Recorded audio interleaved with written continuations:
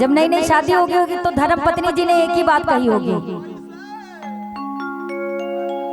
अरे होते सवेरे पिया वर्दी चढ़ा के हाथ में सूट के तू लटका के मत जा तू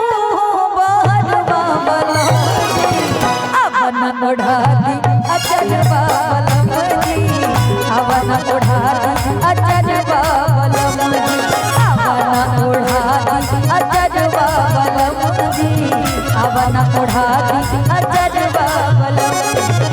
होते सवेरे पिया वर्दी चढ़ा के हाथ में सूट के तू लटका के मत जा तू बहरवा वाला अवन ओढ़ा दी अचरवा वाला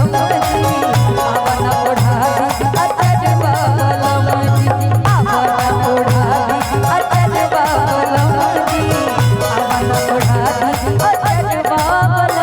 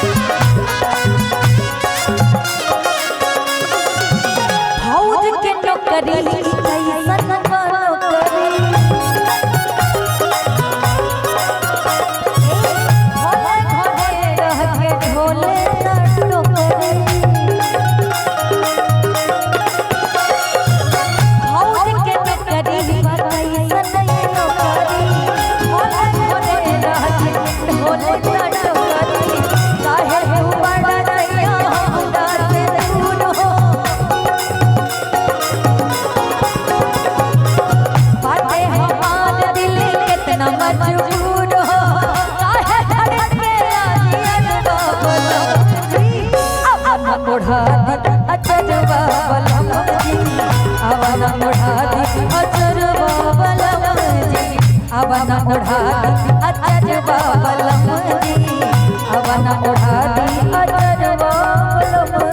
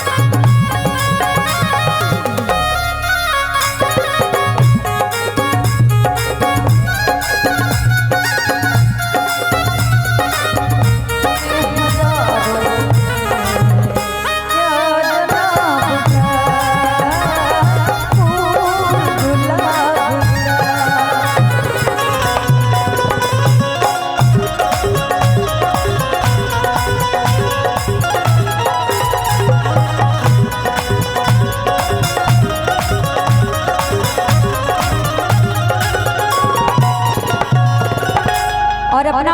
सैया जी से कहा था जा